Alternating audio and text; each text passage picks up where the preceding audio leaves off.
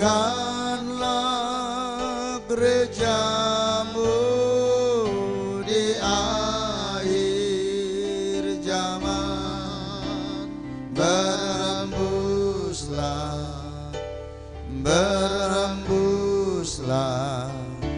sekarang.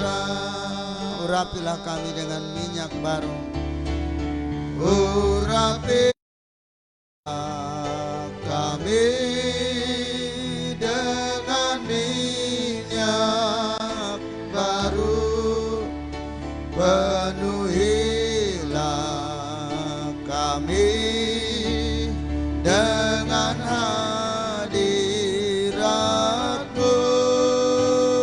Kami rindu Tuhan melihat kuasa-Mu dicurahkan di tempat ini. Kami rindu Tuhan melihat kuasa-Mu. Kami rindu Tuhan melihat kuasa-Mu dicurahkan di tempat ini. Dicurahkan di tempat ini.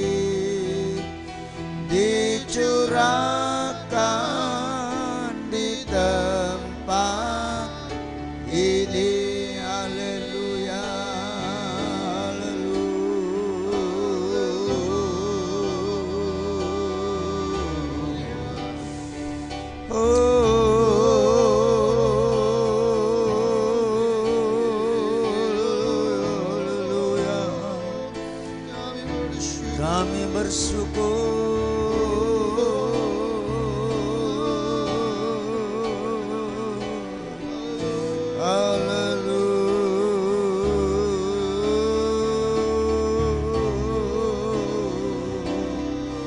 Yesus ku sembah Kau, Yesus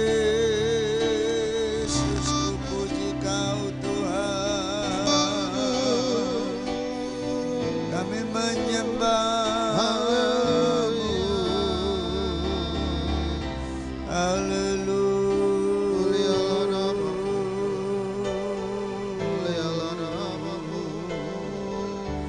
Haleluya, haleluya.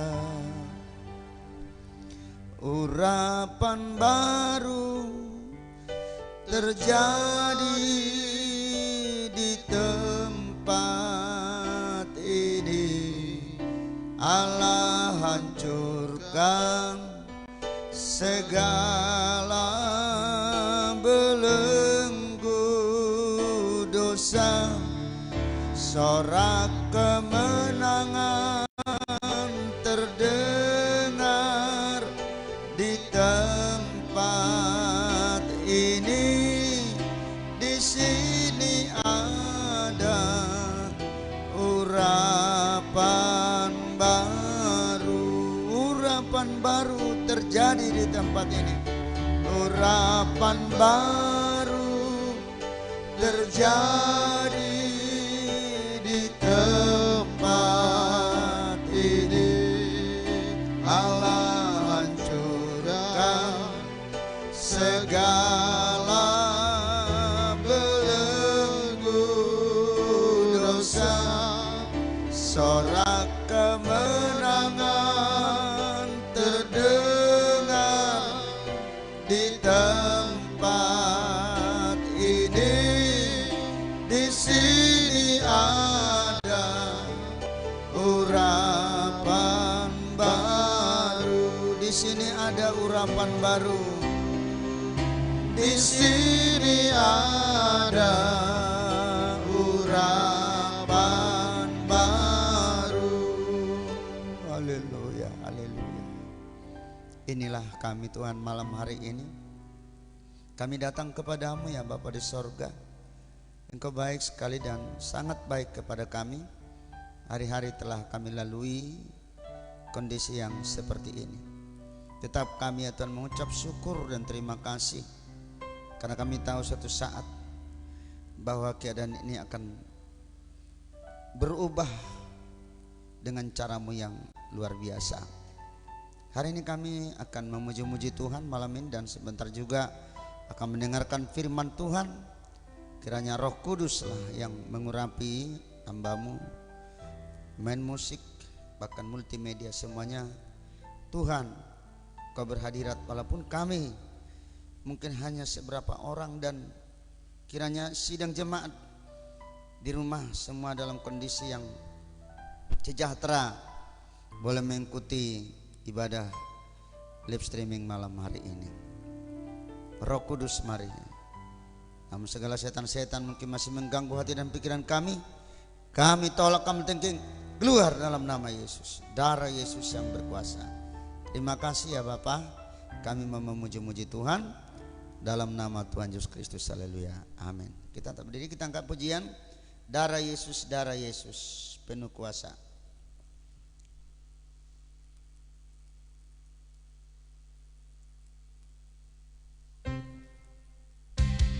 Mari kita memuji Tuhan. Iya.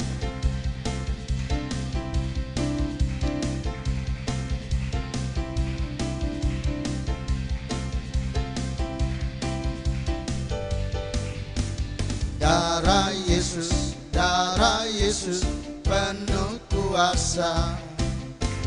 Darah Yesus beri kemenangan. Sungguh luar biasa. Yesus mempelai priaku yang telah mati dan hidup selamanya. Oleh kuasa darahnya maut pun dikalahkan, dan ku menang bersama Dia. Darah Yesus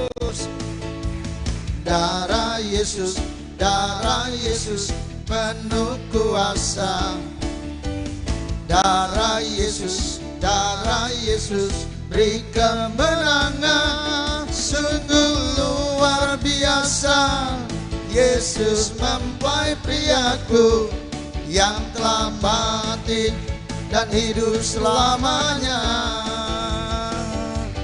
Oleh kuasa darahnya maut pun dikalahkan, dan ku menang bersama Dia. Sungguh luar biasa. Sungguh luar biasa. Yesus mempelai priaku yang telah mati dan hidup selamanya.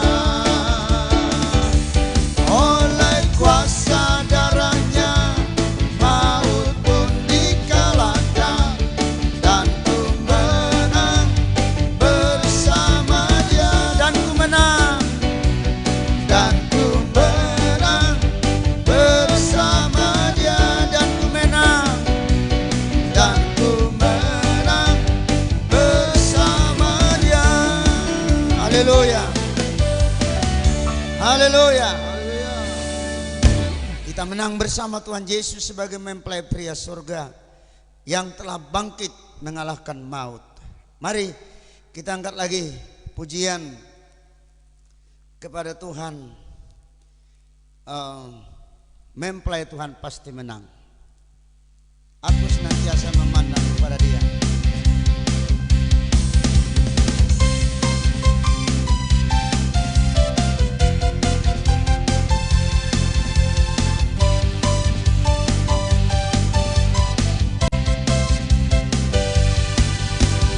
Aku senantiasa memandang Tuhan,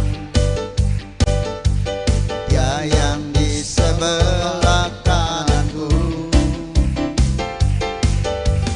membuatku kuat tidak goyah, sebab tangan kanannya berkemenangan. Mempelai Tuhan pasti menang.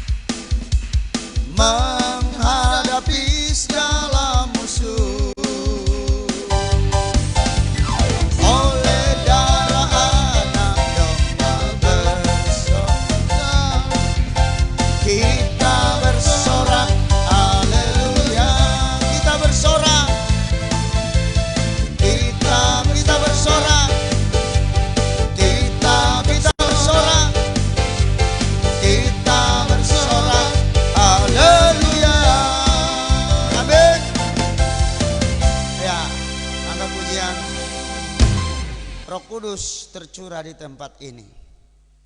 Ya, puji Tuhan. Kita akan terus memuji-muji Tuhan.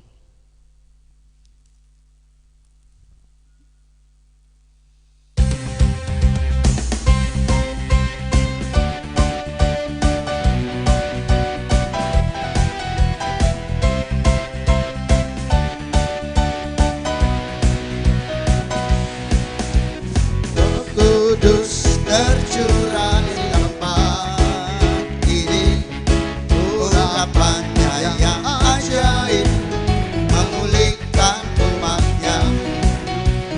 Roh Kudus tercurah bagi gerejanya, membangkitkan umat pilihannya. Hari inilah harinya Tuhan. Hari inilah harinya Tuhan, saat pembebasan tiba. Belenggu dosa telah dipatahkan, mari bersorak bagi Dia. Hey! Anggur baru tercurah penuhi umatnya dengan sukacita. Minyak baru tercurah urapi umatnya, nyata kuasanya. Lagi katakan Roh Kudus tercurah di tempat ini. Roh Kudus tercurah di tempat ini, Urapannya yang ajaib memulihkan umatnya. Roh Kudus tercurah bagi gerejanya, membangkitkan umat pilihannya. Hari inilah harinya Tuhan. Hari inilah harinya Tuhan, saat pembebasan tiba. Belenggu dosa telah dipatahkan. Belenggu dosa telah dipatahkan. Mari bersorak. Mari bersorak bagi Dia. Hey, anggur baru tercurah penuhi umatnya Dengan sukacita. Minyak baru tercurah urapi umatnya, Nyata kuasanya. malam inilah malamnya Tuhan. Malam inilah malamnya Tuhan, saat pembebasan tiba. Belenggu dosa telah dipatahkan. Belenggu dosa telah dipatahkan, mari bersorak bagi Dia. Hey, anggur baru tercurah Penuhi umatnya dengan sukacita. minyak baru tercurah urapi umatnya, nyata kuasanya, nyata kuasanya, nyata kuasanya. Haleluya.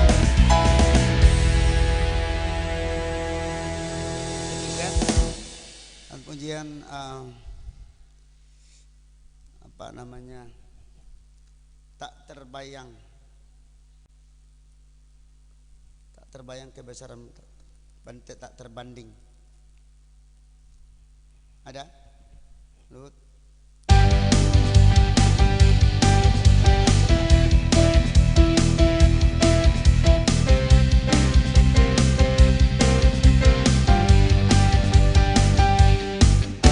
Tak terbayang kebesaran-Mu, dan tak terbanding kekuatan-Mu Tuhan.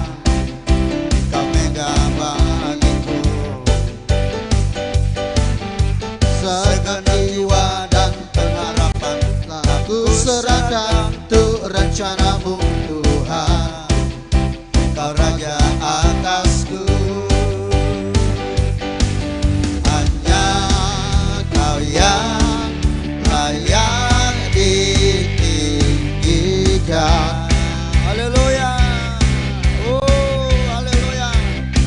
Yesus. Ajaib Kau Tuhan, agung dan perkasa. Kau sumber kemenanganku, Maha berkuasa, memerintah selama. Yesus. Haleluya. Yesus Kaulah Raja mulia. Lagi katakan tak terbayang. Oh, haleluya. Tak terbayang kebesaran-Mu, dan tak terbanding kekuatan-Mu Tuhan. Kau megang. Kau megang bagiku segenap jiwa dan pengharapan, lalu serahkan untuk rencana-Mu Tuhan. Kau Raja atasku. Hanya Kau, ajaib Kau Tuhan. Kau yang layak ditinggikan.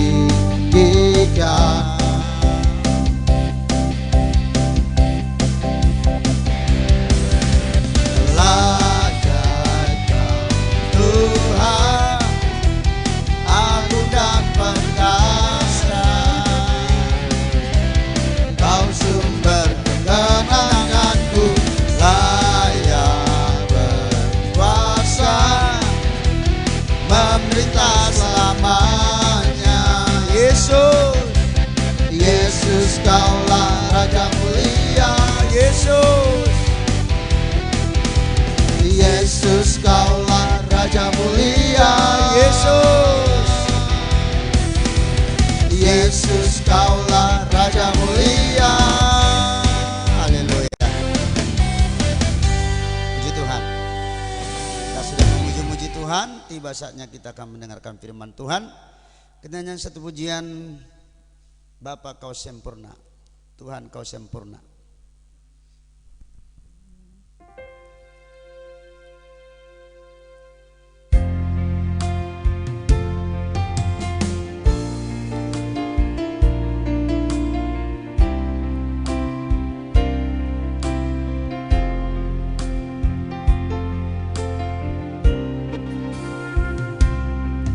Tuhan, Kau sempurna dalam rencana-Mu dan karya-Mu. Ku serahkan hidupku, murnikan dengan Roh-Mu. Tuhan Kau sempurna. Tuhan, Kau sempurna dalam rencana-Mu dan karya-Mu. Ku serahkan hidupku, murnikan dengan Roh-Mu. Hidupku menggenapi firman-Mu, tanda mujizat sertai tiap langkahku. Kau bersamaku di dalamku, jadi bukti kebesaran-Mu. Hidupku menggenapi. Hidupku menggenapi firman-Mu, Tanda mujizat. tanda mujizat sertai tiap langkahku. Kau bersamaku di dalamku, jadi bukti kebesaran. Kau bersamaku. Kau bersamaku di dalamku, jadi bukti kebesaran. Jadi bukti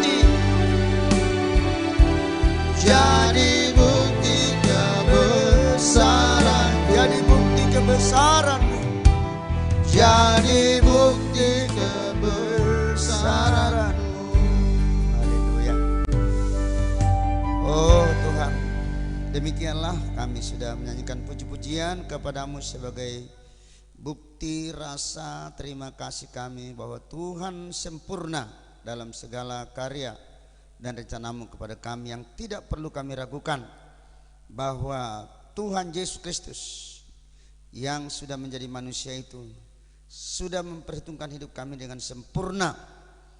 Dengan langkah-langkah perjalananmu Tuhan, kurang lebih 3,5 tahun berkarya di muka bumi, Tuhan Engkau sempurna dalam segala karya dan rencanamu. Malam hari ini kami akan lanjutkan firman mempelai di dalam satu ekspos dari Tabernakel. Kiranya Tuhan memberikan hikmat Roh Kudus yang bisa menangkap firman mempelai ini Tuhan, sehingga bisa kami memetik satu hasil atau rahasia-rahasia yang terkandung di dalamnya. Sucikanlah segala panca indera kami ini agar mampu menangkapnya. Roh-roh kegelapan, roh najis, setan yang tidak suka dengan kebenaran, kami tolak, kami tengking keluar dalam nama Yesus.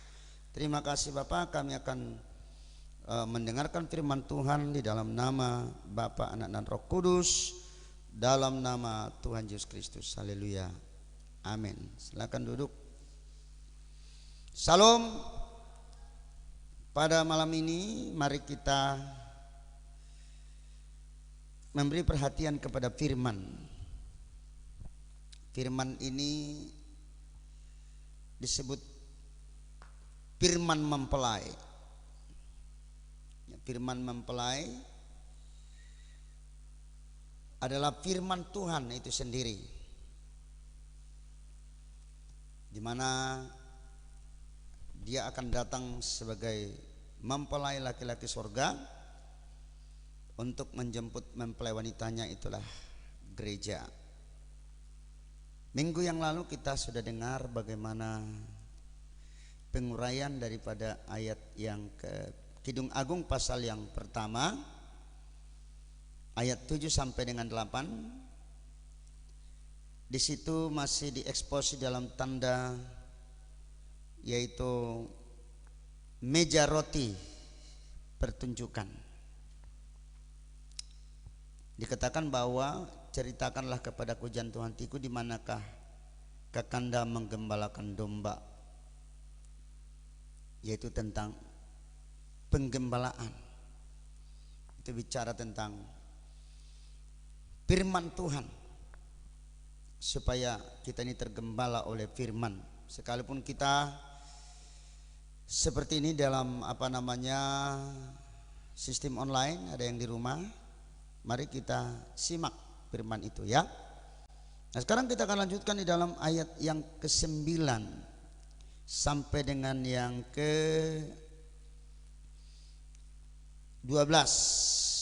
Kidung Agung pasal 1 ayat 9 sampai 12 demikian.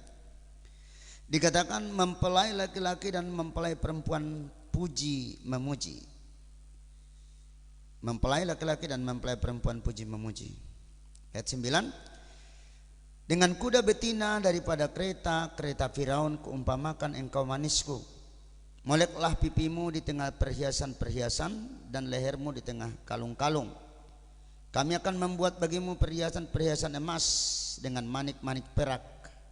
Sementara sang raja duduk pada mejanya semerbak bau narwastuku. Saudara ya, inilah lanjutan daripada Kidung Agung pasal yang pertama. Jadi kita lihat di sini saudara, yaitu bagaimana kasih yang mesra. Bagaimana dia memanggil dan menghiasi mempelai perempuannya, tidak pernah keluar perkataan yang kasar dari mulutnya, semua diberikannya kepada mempelai perempuannya. Ya, jadi kalau kita sering mendengarkan firman Tuhan saudara-saudara, ya maka harus ada satu perubahan yang terjadi dalam hidup kita. Artinya terjadi satu penghalusan, ya, penghalusan sikap tingkah laku kita ya tidak lagi menurut apa yang kita kira baik, tetapi menurut apa yang Ia kehendaki di dalam firman-Nya. Tentunya kita harus mengalami ini, saudara, ya, dalam hidup, terutama hidup nikah, rumah tangga, ya, anak-anak, saudara semuanya. Ya, jadi Yesus sebagai mempelai pria tidak pernah berpikir jahat kepada mempelai perempuannya. Ya, betapapun dikatakan hitam dalam ayat yang pertama kemarin itu, betapapun hitam katanya, ya, jika ia memiliki Tuhan di atas segala perkara, maka pada pemandangannya dialah yang terelok, ya, terelok di antara segala perempuan. Artinya jika kita mau tinggal di dalam firman mempelai ini, ya, dan mata kita tertuju hanya kepadanya, maka firman mempelai ini akan mengadakan satu perubahan dalam hati kita. Artinya kita memandang kepada korban Kristus di Golgota, ya, maka kita tidak akan terapung-apung, ya, seperti busa di tengah air yang tidak ada arti. Tapi oleh firman ini kita akan berubah dari kemuliaan sampai kepada kemuliaan. Amin.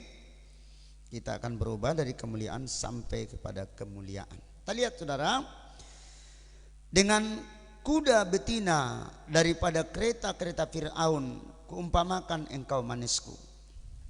Iya, kuda itu sebenarnya, ya, adalah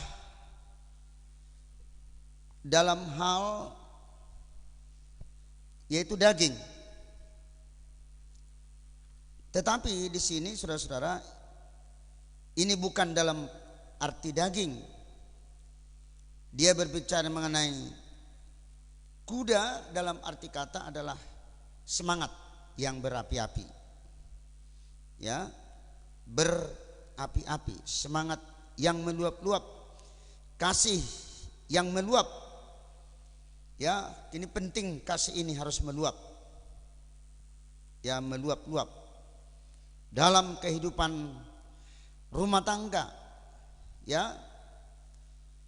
Dia harus meluap kasih itu, bukan kasih daging, tapi kasih daripada Kristus itu sendiri. Kasih, dikatakan bahwa Allah adalah kasih.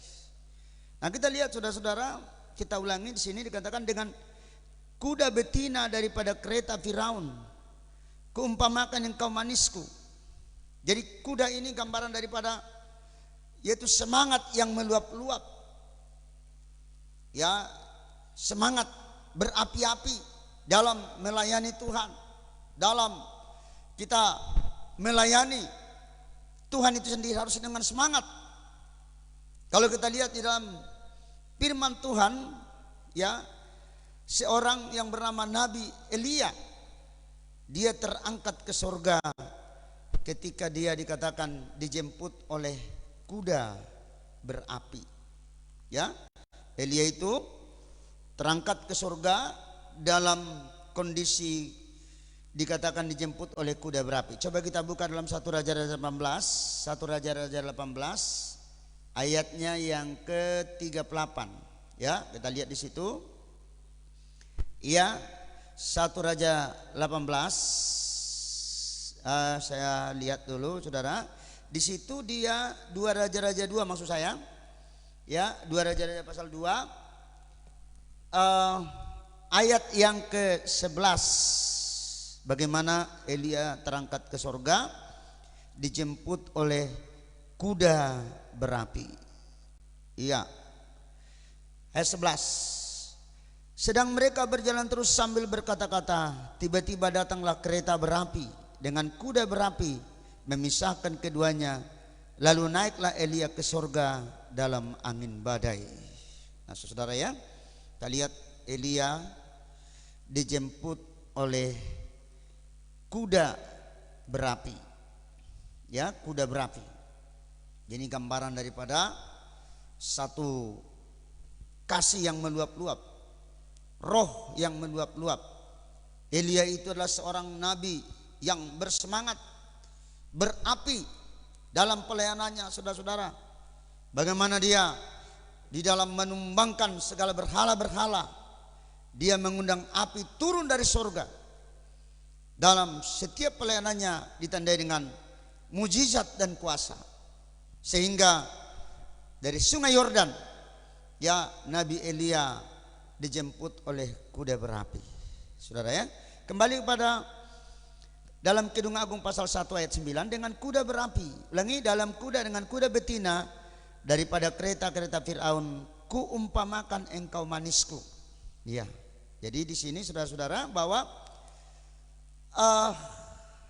mempelai wanita itu diumpamakan. Ya. Manisku katanya, ya. Diumpamakan. Artinya saudara, ya, penilaian daripada mempelai laki-laki terhadap mempelai wanita itu meningkat, satu upgrade. Hingga diumpamakan dia sebagai seorang yang berapi-api, seorang yang bersemangat, ya, sehingga dia diumpamakan, tidak diumpamakan dalam yang rendah, tapi diumpamakan seperti kuda betina yang berapi, ya, yang bersemangat, di-upgrade dia. Diumpamakan daripada mempelai kepada mempelai wanita itu, engkau sangat berapi-api, engkau sangat bersemangat. Ya, Rasul Paulus katakan, hendaklah rohmu bernyala-nyala dan layanilah Tuhan. Sehingga kita lihat, saudara, ya, dia di-upgrade, diangkat sedemikian tinggi mempelainya itu. Karena memang mempelai itu diumpamakan dia sebagai seorang yang bersemangat, ya, meluap-luap di dalam melayani Tuhan. Ya, itulah sebabnya saudara, kita lihat, ya, manisku dikatakan. Dalam bahasa Ibrani disebut temanku. Ya, dia memanggil kamu adalah sahabatku. Jadi dia diumpamakan sebagai teman dalam, yaitu Yohanes pasal 15, saudara-saudara, kamu adalah sahabatku jikalau kamu, yaitu, saling mengasihi. Ya, dikatakan oleh Tuhan Yesus kepada murid-murid, kamu adalah sahabatku. Coba Yohanes 15 ayat 13. Yohanes 15 ayat yang ke-13. Lihat, buka Alkitabnya saudara di rumah, ya, dibuka Alkitabnya. Mari, Alkitab harus di tangan kita supaya kita tetap siap sedia dengan Alkitab ini, ya. Yohanes 15 ayat yang ke-13 dikatakan, atau ayat yang ke ayat 13 mulai. Tidak ada kasih yang lebih besar daripada kasih seorang yang memberikan nyawanya untuk sahabat-sahabatnya. Kamu adalah sahabatku jikalau kamu berbuat apa yang kuperintahkan kepadamu.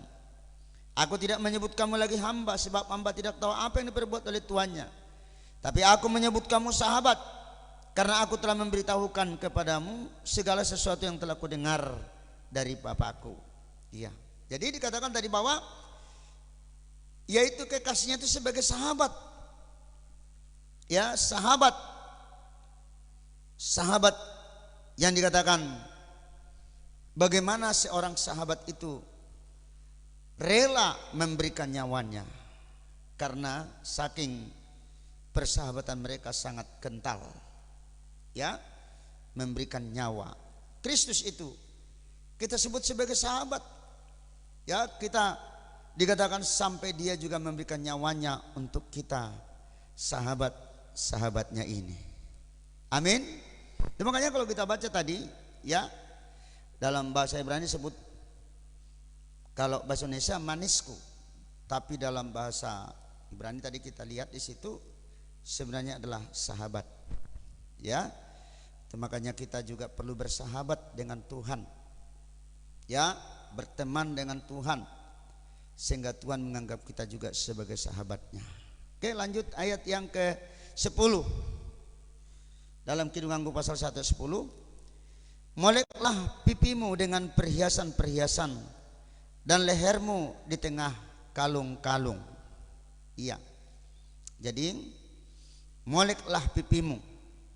Dikatakan saudara ya, di tengah perhiasan-perhiasan dan lehermu di tengah kalung-kalung. Jadi pipi ini ya, itu menggambarkan satu reaksi bagaimana reaksi kita dalam menghadapi kalau umpamanya seorang wanita dicolek sama teman prianya, dia nampak pipinya, gambaran pipi. Artinya pipi ini satu reaksi. Kalau seorang wanita umpamanya dibentak sama suaminya, bagaimana reaksi seorang wanita itu? Apakah melawan? Apakah dia diam? Apakah dia perlu pergi berdoa di kamar? Dan dia mengatakan bahwa Allah adalah kasih. Kasih itu tidak pemarah. Amin. Kasih itu tidak pemarah dan tidak menyimpan kesalahan orang lain. Itulah kasih. Ya.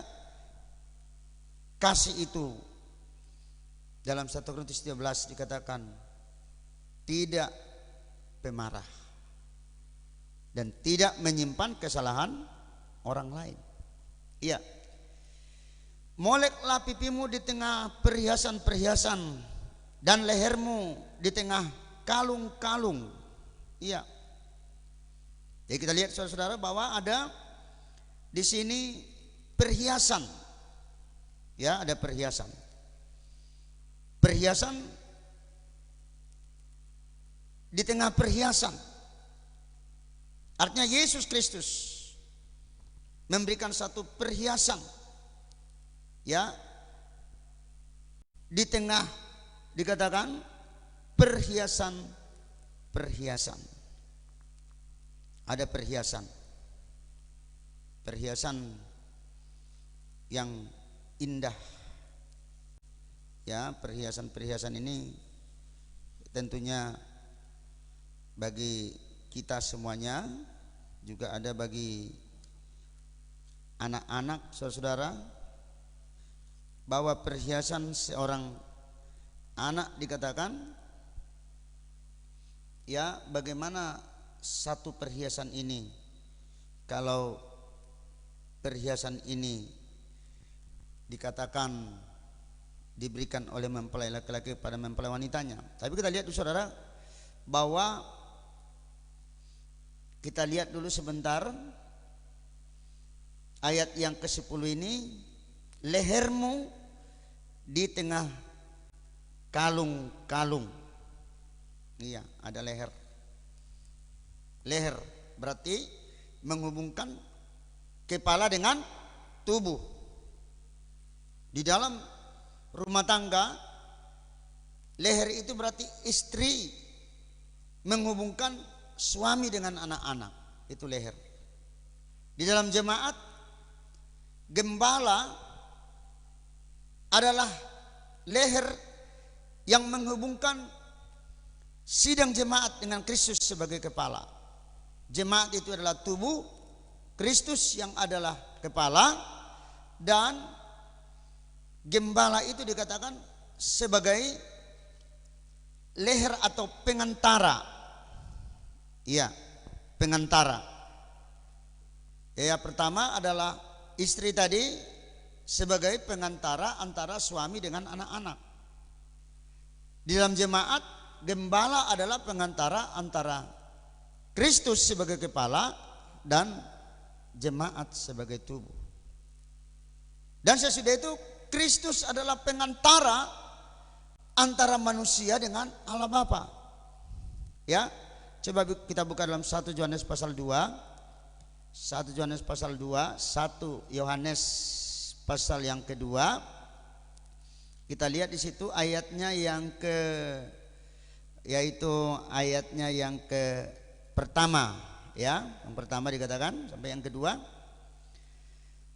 Anak-anakku, hal ini kutuliskan kepada kamu supaya kamu jangan berbuat dosa. Namun jika seorang berbuat dosa, kita mempunyai seorang pengantara pada Bapa, yaitu Yesus Kristus yang adil.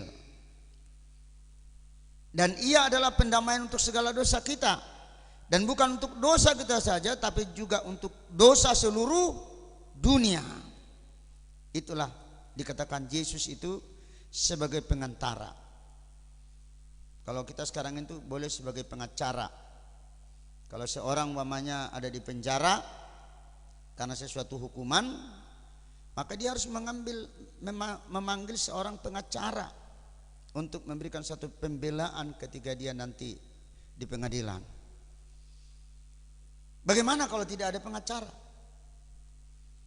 Umpamanya karena ketidakbiaya sehingga si terdakwa terus di penjara oleh karena tidak ada yang membela dia. Ya, ada banyak tahanan-tahanan yang seperti itu, saudara. Ya, ketika dia sudah di penjara, dia mengadakan di pengadilan, tetapi tidak ada uangnya untuk membayar pengacara, sehingga dia tetap di dalam tahanan. Nah, kita juga seperti itu. Kalau kita ini sebagai seorang berdosa tidak ada yang pengantara kita, maka kita akan tetap dalam hidup yang berdosa. Ya, kita akan menjadi orang-orang yang tetap berdosa, tinggal dalam dosa kita. Kalau Yesus tidak tampil sebagai pengantara, ya, dikatakan tadi, ia adalah pendamaian untuk segala dosa kita.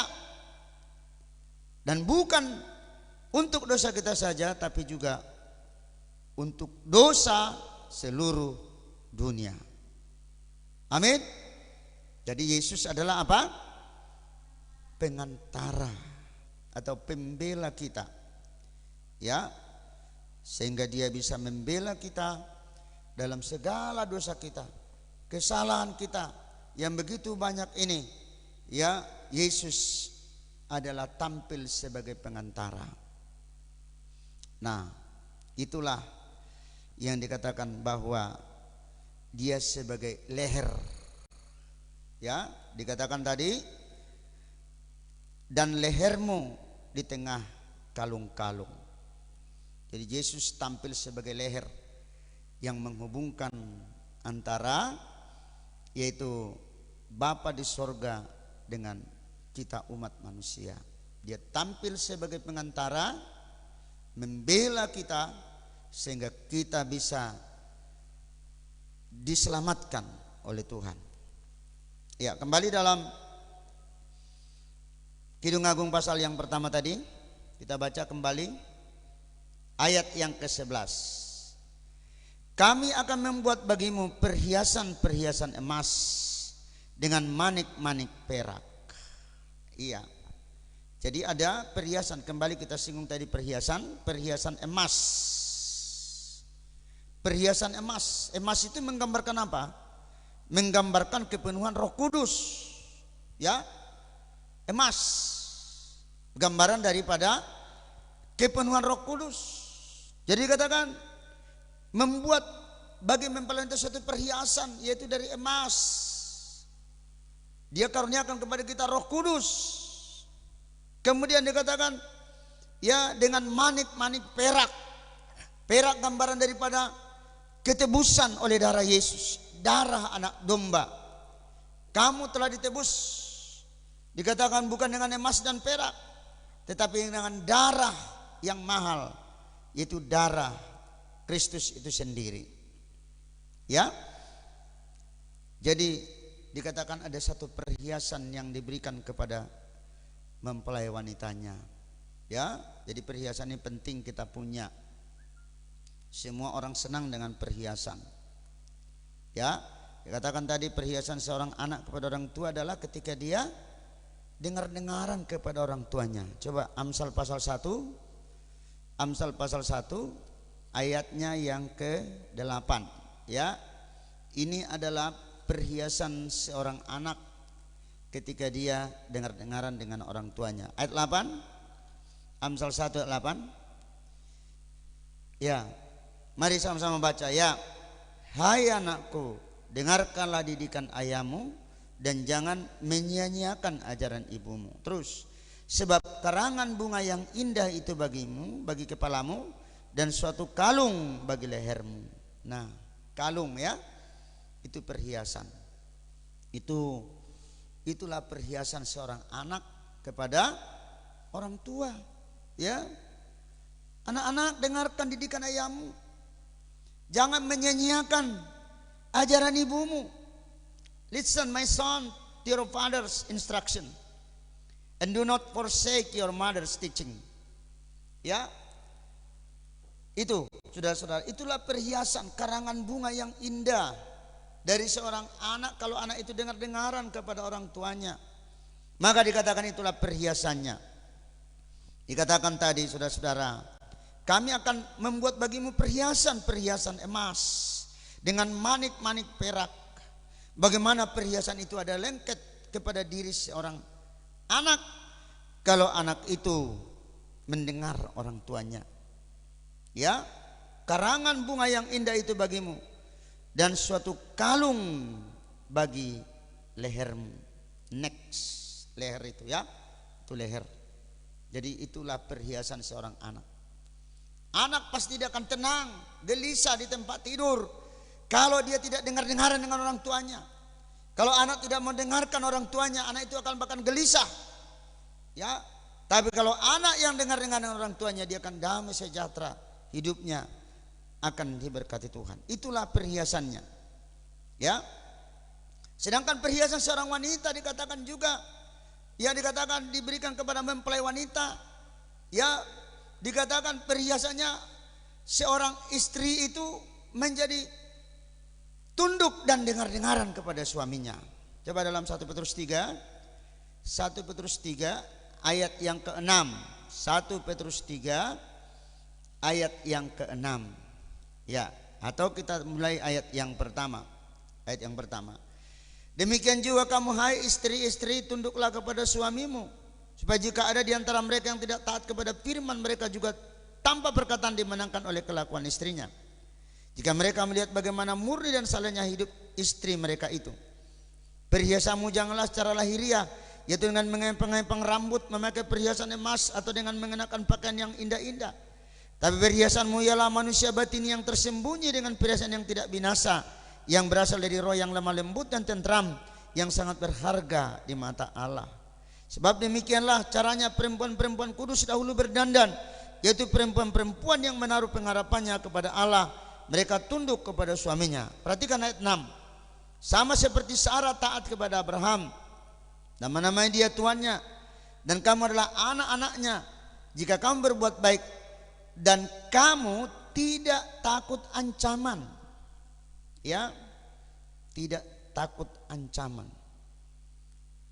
Ya, jadi seorang istri tidak takut diancam kalau istri itu memiliki roh lemah lembut di dalam batinnya.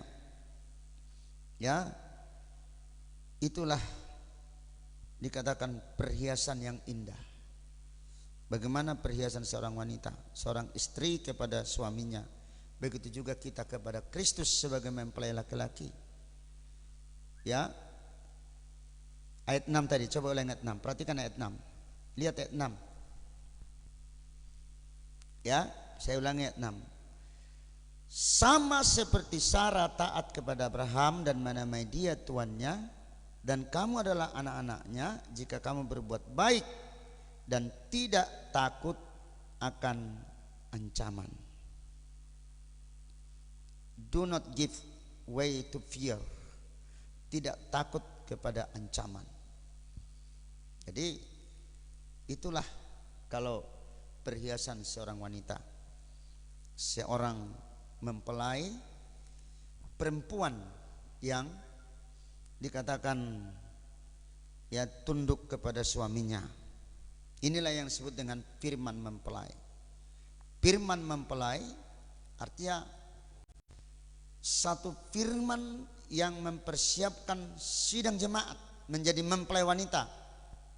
Karena tidak lama lagi Kristus akan datang sebagai mempelai laki-laki surga untuk mengangkat mempelai wanita itu. Jadi sudah tidak zamannya lagi kita ya mendengarkan firman susu yang lembek-lembek, tapi sudah waktunya kita mendengarkan firman yang bisa mendewasakan kita, supaya kita mengenal siapa kita dan kita mengenal siapa Kristus itu sesungguhnya yang datang nantinya sebagai mempelai pria surga.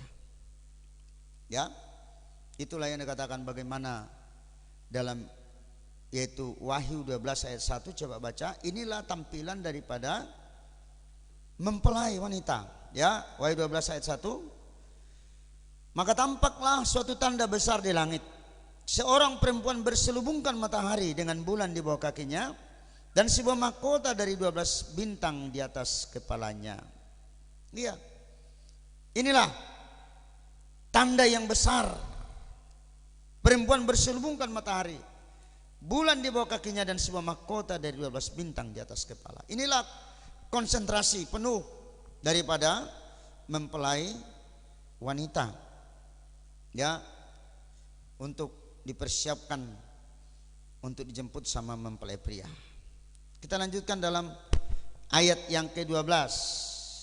Ayat yang ke-12 kita lihat. Ya, Kidung 1 ayat 12. Sementara sang raja duduk pada mejanya, semerbak bau narwastuku. Ya. While the king was at his table, my perfume spread its fragrance. Satu yang harum gitu ya. Sementara sang raja duduk pada mejanya, semerbak bau narwastu. Iya. Dalam Kidung Agung 1 ayat 4 dikatakan dia mula-mula tampil sebagai raja dalam kemuliaannya. Ya, dalam Kidung 1 ayat 4 dikatakan dia sebagai raja. Sang raja telah membawa aku ke dalam maliganya, ya. Kemudian ya, dalam ayat 7 dia tampil sebagai gembala. Kidung Agung 1 ayat 7. Ceritakanlah kepadaku jantung hatiku, di manakah Kanda menggembalakan domba. Dia sebagai gembala. Jadi di dalam Kidung Agung pasal 1 dia pertama sebagai raja. Dalam Kidung Agung pasal yang berikutnya dia sebagai gembala. Ya, ciri gembala itu saudara-saudara, yaitu selalu mencari domba-domba yang hilang. Itu ciri gembala. Ya, dia mencari domba yang hilang. Kalau kita hanya mengenal Yesus sebagai raja, ya, dan bukan sebagai gembala, kita akan menjadi putus asa. Tapi kalau kita melihat bahwa Yesus adalah gembala, maka kita akan terhibur karena dia selalu menghibur kita. Gadamu dan tongkatmu itulah yang menghibur aku senantiasa. Jadi kita, kalau kita mengalami saat-saat di mana kita merasa terhilang, ya, maka itu memang hal yang mungkin sering terjadi dalam pribadi kita.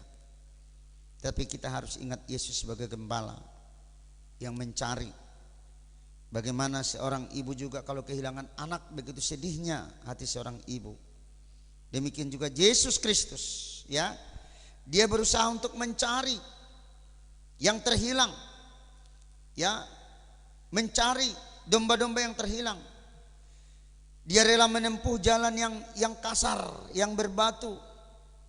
Ya, yang dikatakan di situ, ya, menempuh jalan-jalan yang jurang, yang curam, hanya untuk mencari satu ekor domba. Ketika dia dikatakan ketemu, dia sangat gembira. Begitu Kristus juga, saudara-saudara, telah mempersembahkan hidupnya di atas salib Golgota untuk menyelamatkan kita. Amin. Nah, jadi kini dia, saudara, dikatakan, ya, coba perhatikan kembali Kidung 1 ayat yang ke-12.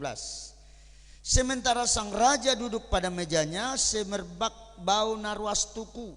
Nah, kita katakan tadi bahwa Kidung Agung pasal yang pertama 9 sampai 12 ini masih terekspos dalam meja roti pertunjungan dalam tabernakel.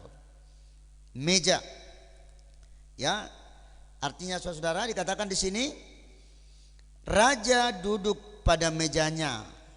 Ya, meja. Dia duduk, saudara, meja bundar, ya. Itu merupakan tempat di mana ia menjumpai kita lewat firman. Sekarang saya menyampaikan firman Tuhan, maka dikatakan lewat mimbar ini menjumpai saudara yang ada di rumah lewat firman-Nya. Amin. Ya. Jadi saudara harus nangkap firman ini. Saudara harus berusaha mendengarkan firman ini. Ya, supaya Tuhan bisa bertemu dengan saudara lewat firman. Karena kita hanya bisa menemui Tuhan ketika Dia berbicara dengan kita melalui firman-Nya. Itu disebut dengan meja bundar. Ya, meja bundarnya itu. Ya, dalam kitab saudara-saudara Wahyu 4 ayat yang kedua dan 4, di situ ada 24 tua-tua duduk di meja bundar. Tentunya ini mengadakan satu persekutuan ya antara Yesus sebagai mempelai laki-laki dan para tua-tua itu mengadakan satu persekutuan lewat firman. Ya, coba buka dalam kitab Wahyu 4 ayat yang kedua, dikatakan bagaimana yaitu 24 tua-tua ini duduk di meja. Ya, Wahyu pasal 4 ayat yang kedua dikatakan, segera aku dikuasai oleh Roh dan lihatlah sebuah tahta terdiri di sorga dan di tahta itu duduk seorang. Ayat 4, dan sekeliling tahta itu ada 24 tahta dan di tahta itu duduk 24 tua-tua yang memakai pakaian putih dan mahkota emas di kepalanya.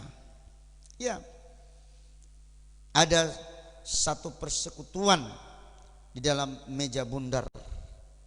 Ya, itu dalam tanda persekutuan dengan firman. Iya, saudara ya. Jadi kita harus ada persekutuan. Sebenarnya juga harus masuk dalam perjamuan kudus. Ya, di rumah juga saudara bisa ambil roti, ambil anggur dan makan dalam perjamuan kudus itu. Nah, saudara-saudara, kembali dalam Kidung Agung pasal 1 ayat yang ke-12. Sementara sang raja duduk pada mejanya, semerbak bau narwastu. Harum ya. Narwastu. Itu gambaran apa, saudara? Ya. Itu adalah gambaran dari penyembahan kita. Ya. Penyembahan. Kita perlu menyembah Tuhan. Ya. Kalau hati kita ini saudara ya merindu menyembah Dia, bukan datang dengan kepahitan, dengan masalah, dengan persoalan, ya, tetapi kita harus menyembah dengan satu realitas hidup kita ini untuk menyenangkan Dia. Ya, penyembahan banyak menjadi penyembahan yang kering, karena penyembahan itu hanya di luar. Ada orang bernyanyi tapi hanya di luarnya, tidak pernah klimaks, tidak pernah hancur hatinya. Ya, itu makanya Yesus memanggil kita supaya kita datang pada meja bundar itu, ya, dengan penuh daripada yaitu penyembahan, menyembah Dia dalam roh dan kebenaran. Coba kembali Wahyu pasal 4 tadi, Wahyu 4 ayat 10 itu, bagaimana ke-24 tua-tua ini mereka tersungkur dan menyembah, dikatakan Wahyu 4 ayat yang ke-10, ya. Maka tersungkurlah ke-24 tua-tua itu di hadapan Dia yang duduk di atas tahta itu, dan mereka menyembah Dia yang hidup sampai selama-lamanya, dan mereka melemparkan mahkotanya di hadapan tahta itu sambil berkata. Nah, saudara-saudara, ke-24 tua-tua ini, saudara-saudara, mereka dikatakan menyembah Dia, sehingga dikatakan tadi dalam Kidung Agung pasal 1 ini, saudara, semerbak bau narwastu, minyak narwastu yang indah sekali. Itulah sebenarnya yang sangat diharapkan Tuhan bagi kita. Ya, kita bisa membawa satu penyembahan kita seperti ke-24 tua-tua ini tersungkur dikatakan di hadapan Dia yang duduk di atas tahta itu, dan mereka menyembah Dia yang hidup sampai selama-lamanya. Yesus itu hidup selama-lamanya. Maka kita akan datang kepada hidup selama-lamanya. Kita menyembah dengan satu realitas kita, bukan dengan kepahitan, bukan kebencian, bukan permasalahan, tapi menyembah dengan satu kerinduan hati kita. Itu artinya menyembah. Ya, menyembah di dalam roh dan kebenaran. Ya, menyembah artinya mengambil tempat yang paling rendah di kaki Tuhan. Itu menyembah, merendahkan diri. Ya, dalam kehidupan yang hancur. Ya, kita masih sering berdoa menjadi kebiasaan yang mati penyembahan itu. Dia nyanyikan dia puji-pujian tapi tidak nampak hatinya hancur. Makanya dia tetap keras hati. Dia bisa terus sombong. Dia menjadi seorang Pentakosta lama yang tidak ada pertobatan. Kan enggak ada kehancuran ketika dia berdoa. Ya, dalam Mazmur pasal 51 ayat 19 coba kita lihat bagaimana sebenarnya penyembahan yang seperti ini yang diharapkan. Mazmur pasal yang ke-51 ya, ayatnya yang ke 19 dikatakan saudara-saudara, bagaimana penyembahan itu sebenarnya. Atau saya baca ayat 18. Ayat 18 mulai. Sebab engkau tidak berkenan kepada korban sembelihan, sekiranya aku persembahkan korban bakaran engkau tidak menyukainya. Korban sembelihan kepada Allah ialah apa? Jiwa yang hancur, hati yang patah dan remuk. Tidak akan kau pandang hina ya Allah. Iya. Jadi satu rectius sacrifice, ya, satu kehancuran. Hati kita ini harus hancur. Itu sebenarnya yang tidak gampang menghancurkan hati ini. Ya, ada seorang hamba Tuhan mengatakan seseorang yang belum bisa hancur di hadapan Tuhan, dia akan tetap masih dalam kondisi kesombongannya. Kalau dalam hidupnya dia pernah hancur menyembah, ya, tapi hanya haleluya, haleluya, haleluya, tapi belum pernah hancur hatinya. Ya, tapi kalau kita menyembah dengan hati yang hancur, remuk lagi ya.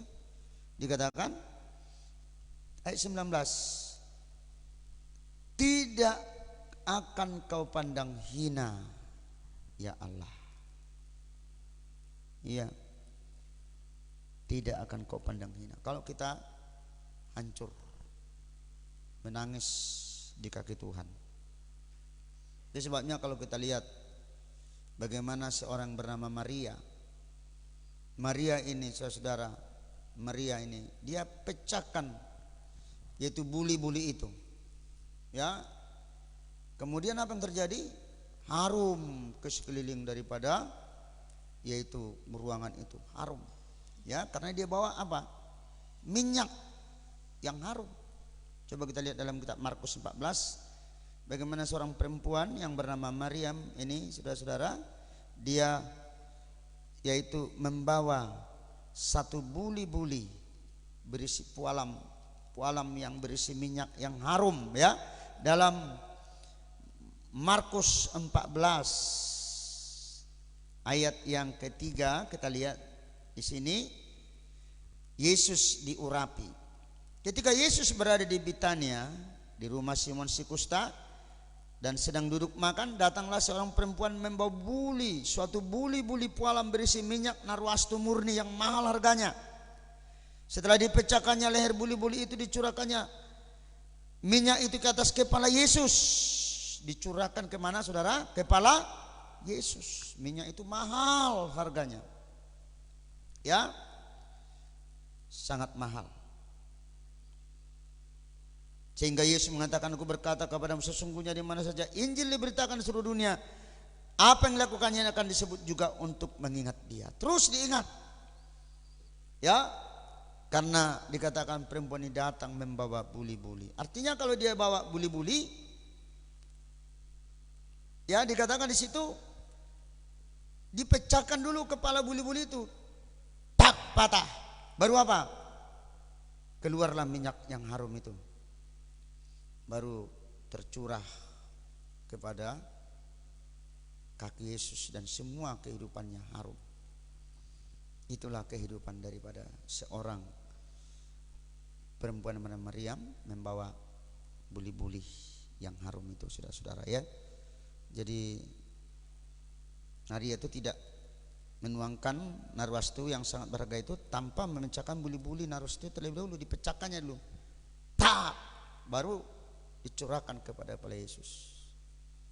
Artinya buli-buli ini kalau hanya buli-buli aja walaupun isinya kalau tidak dipecahkan tidak akan keluar, tapi pecahkan dulu. Begitulah hati kita ini.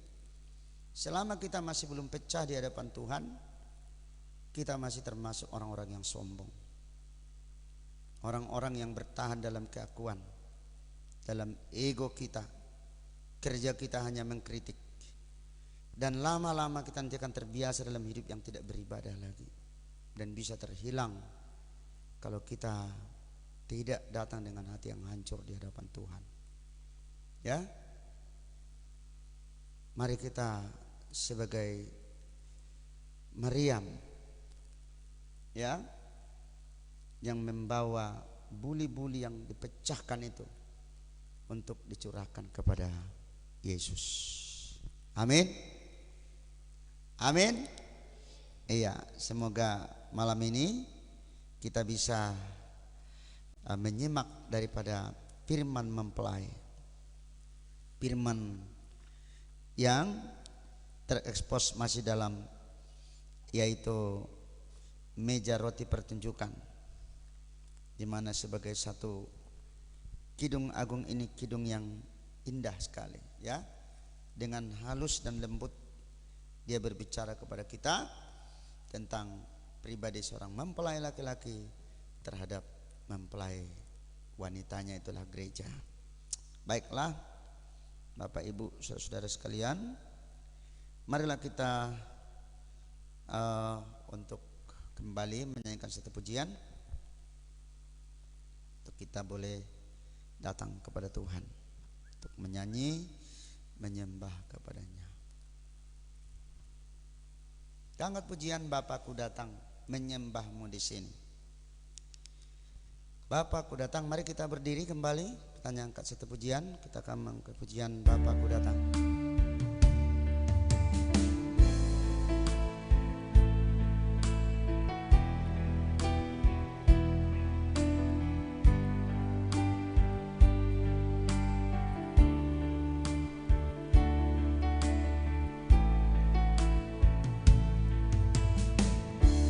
Bapakku datang menyembahmu, menyembahmu di sini. Ku percaya Kau ada bagiku, ada bagiku. Tak usah ku takut, tak usah ku takut, sebab Kau sertaku. Tak usah ku bimbang, Kau di dalamku. Tak usah ku cemas, Kau penghiburku. Saat ku lemah, Kau kuatku. Ku nyanyi haleluya, ku nyanyi haleluya,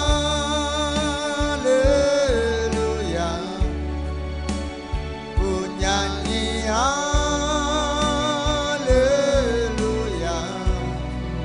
Sungguh Kau hebat, ajaib perkasa perbuatanmu di hidupku, di hidupku. Haleluya. Bapakku datang menyembahmu di sini. Bapakku datang menyembahmu, menyembahmu di sini. Ku percaya Kau ada bagiku, ada bagiku. Tak usah ku takut, tak usah ku takut, sebab Kau sertaku. Tak usah ku bimbang, Kau di dalamku. Tak usah ku cemas, Kau penghiburku.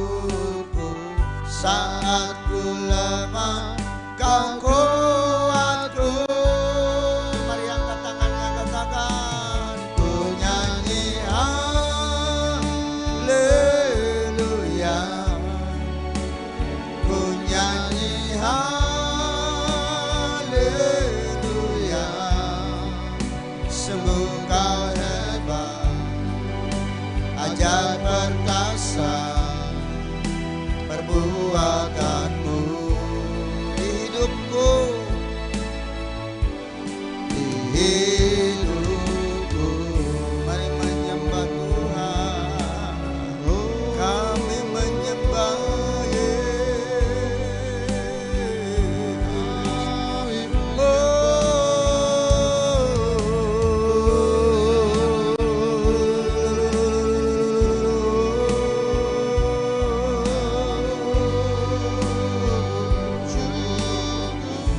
terpujilah Kristus, haleluya, haleluya. Rama rama rama sikara rama rama rama rama rama.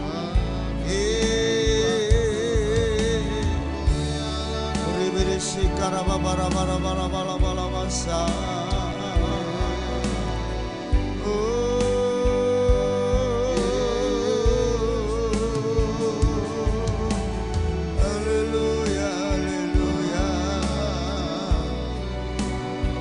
Ajaiblah Tuhan Yesus, mulialah namamu,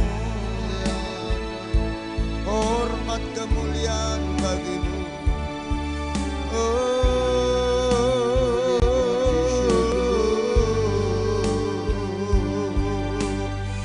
Aku menyembahmu ya Bapa.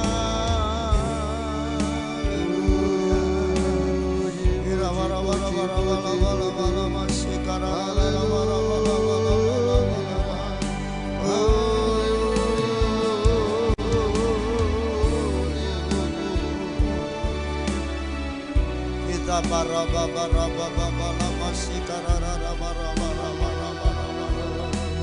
oh haleluya, haleluya, haleluya. Terima kasih Roh Kudus, terima kasih atas firman-Mu Tuhan. Ajaiblah Engkau Tuhan, haleluya. Ku nyanyi haleluya,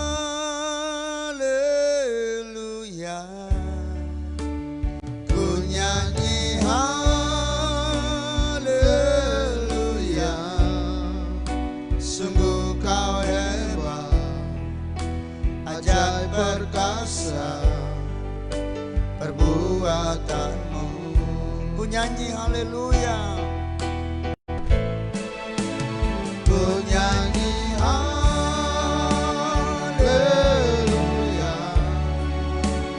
ku nyanyi haleluya. Sungguh Kau hebat, ajaib perkasa perbuatanmu.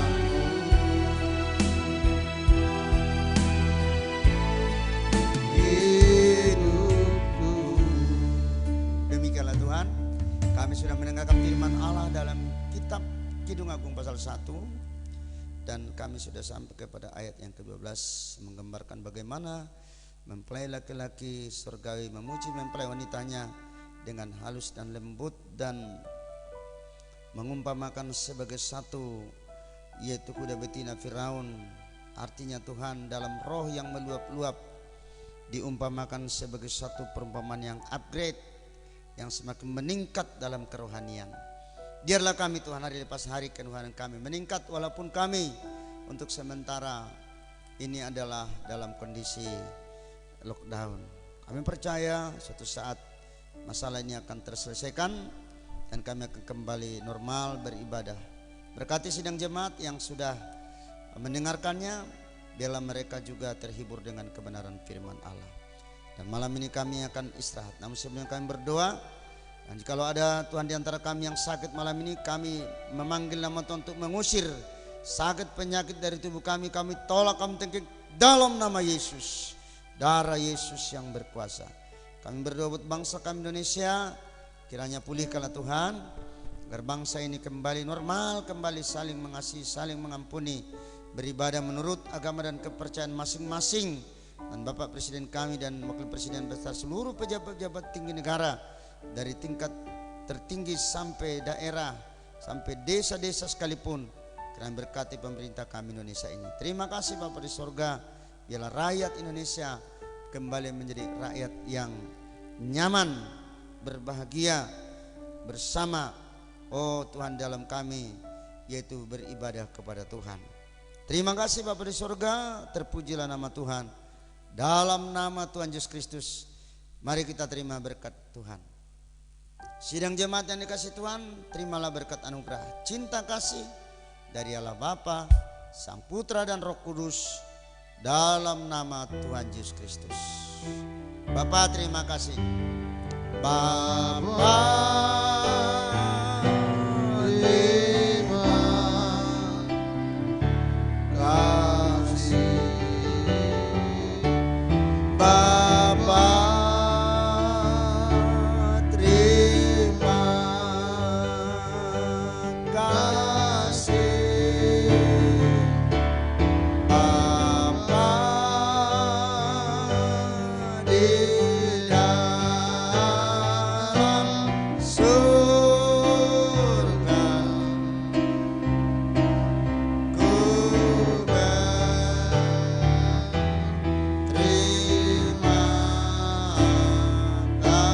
kasih. Amin, amin. Selamat malam, Tuhan berkati. Dirapikan gerejanya.